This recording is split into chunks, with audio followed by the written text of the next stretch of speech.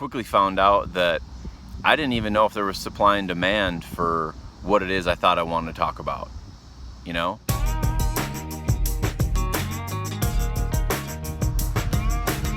Yeah, that's a really good follow-up question. I mean, when I kind of skipped over this, but it was brutal figuring out that favorite customer piece. You know what I mean? Like I can remember thinking this was my favorite customer and this was my voice, and that was, all these things that were rough. And then after that, so each one of those, I quickly found out that I didn't even know if there was supply and demand for what it is I thought I wanted to talk about, So one important part about this process is just figuring out that there's people that want to hear your voice. If you maybe it won't be I'm just thinking off the top of my head, but like if you want to buy and sell, like if a person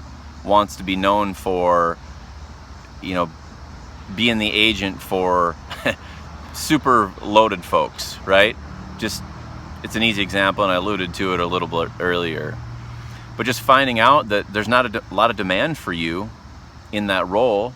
And I'm not saying that example is real. I'm just saying that if you found that out, then it doesn't matter, sort of, right? Or use it in a non-real estate way and say you invented some app, right? We're all in this app world these days, and you see the person that invented it sees huge value, and people have to figure this out. They have to see the value in this, blah, blah, blah, right? But they don't actually find out that there's even any demand at all, and or how to communicate it to the world. That's a really important thing to figure out. So, kind of in step 2 of what we do, really before we encourage anyone to invest a bunch of time and energy into time, energy, and money into branding themselves and or marketing themselves, is just to figure out somehow, right, if there's demand for whatever it is that they determine that they want to talk about, figuring out themselves and their favorite customer, defining that, right? Because I can tell you firsthand that it is terrible going through that, being convicted, spending a ton of time on X thing, and just finding out that either I wasn't speaking it correctly, and or that there's just not people out there looking for me. So that's a really big part of it. And then so the other part of it is figuring out how to brand yourself. So let's say you do kind of part 1 of our step 2 in our membership area or whatever, the mind map is laid out more visually, but is that what we want to help people do is figure out first if there's supply and demand, right? And then part 2 of step 2 is to figure out of this bunch of ways to brand themselves. And there's a few things to just not overlook, and those are in there. But then there's a whole bunch of other ways, right? With social media, and various other ways, there's a lot of things to explore. And being ADD, if you will, which happens to me all the time, but thinking about it from 5,000 feet out and looking at, for instance, in the social media space, the various platforms, and do they fit my personality, right? And just walking people through that process of realizing that, hey, now I've gone through this process of figuring out this thing that I enjoy, right? I've defined myself per se, right? And the next part is this is my favorite customer. And you go through that process, which is, again, relatively simple and kind of enjoyable and fun. But then you actually, maybe you go through 1 or 2 of those, and before you get to one that you see legitimate demand for you. Okay, maybe you're fortunate to not have to go through a couple, but it's still important to make sure that there is actually demand. But now let's say you've done that. What we want to do then is just make sure that there's a platform or platforms that fit you. You know, just going on, if you're in a small community in the middle of nowhere, America, that nobody's on Instagram, and just because you think Instagram's awesome, doesn't mean you should be on it. That's one, you know, sort of obvious example. But nonetheless, it just sounds silly, but just going through the process of understanding of all the platforms that are available and all the ways to quote unquote brand ourselves. And again, there's a few that we just don't want to overlook, right? But how do we go about not messing it up a little bit in terms of spending time, energy, and money on getting this done, you know? Like, just I mean, I've done this, so I can speak to it very well, but yeah, I mean, I got started with meetup.com. And I know that meetup.com isn't a big thing in some parts of the country. So for me to say everyone should go on there is just ludicrous, right? Because if your audience isn't on there, it wouldn't make sense. My audience happened to be on there, and it did make sense, and it worked out really, really well. So it's a relatively simple exercise for some, and a lot of factors are playing in here. You know, part of it is your personality. Like, are you comfortable doing what is required on X platform? So like on Meetup, doing live classes is really powerful, right? You know, Facebook groups is another very similar way to do this, Facebook groups in combination with events and or the two of them together or what have you. But basically doing live stuff can be a big deal, meaning like free classes. Like, let's say it was a first-time home buyer thing, right?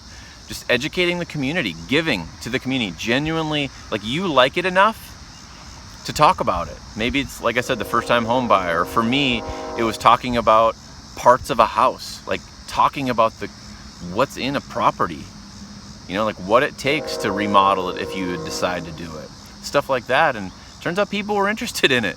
So, but that was because I was comfortable doing it. If I hadn't been comfortable standing in a room with 25 people in it, or walking through a property under construction and talking about the things as we walk through it, then that wouldn't have worked out. But since that did work out. And today it's a little bit different. You know, that was years ago.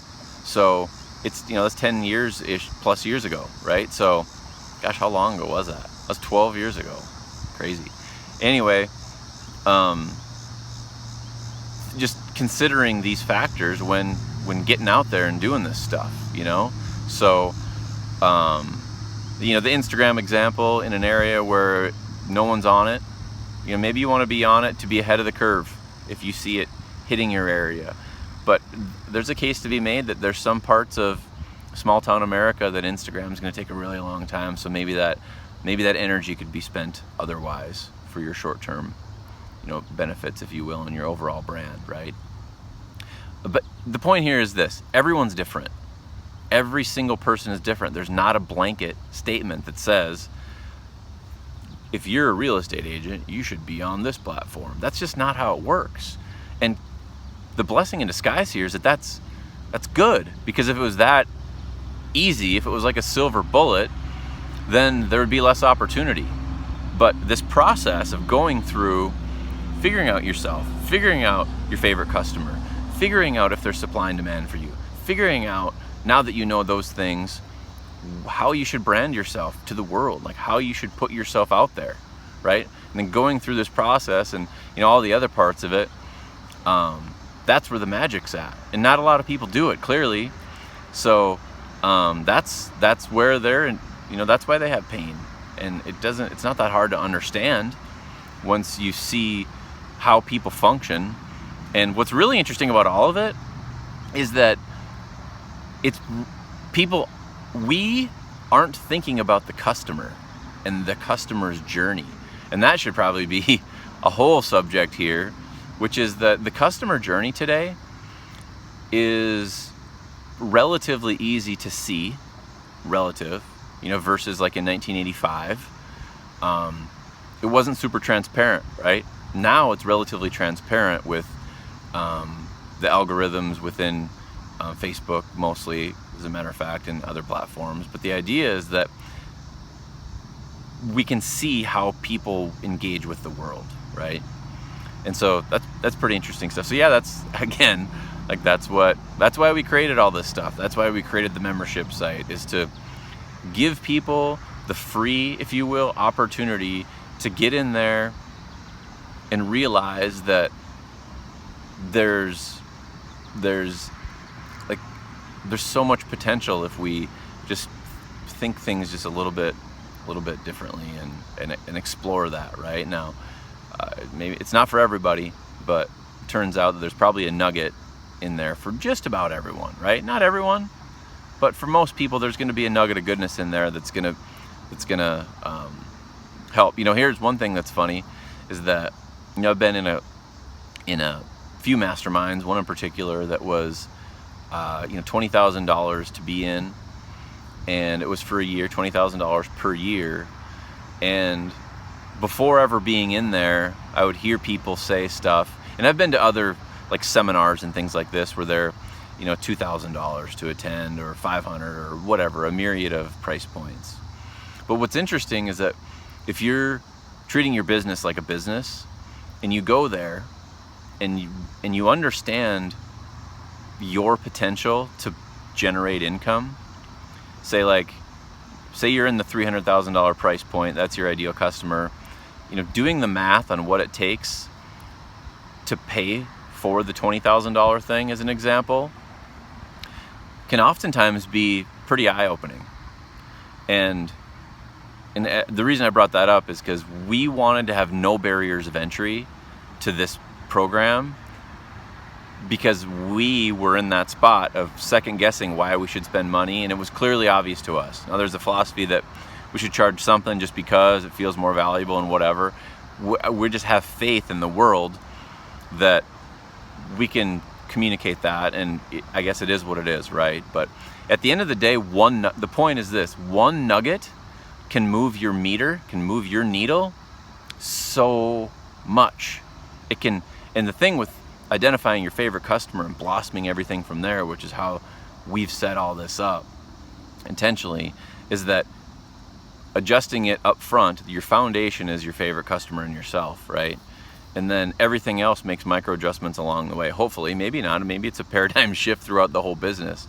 But all those things start to align, and the ripple effect, if you will, to all of it is sometimes crazy. For some people it's not, but for some people it is a catapult into a whole new way to think about how much fun you can have doing what you do, and how much more money you can make doing that as well. So anyway, yeah, that's it. Sorry again for rambling, but I appreciate the question. It's a really good question. Yeah.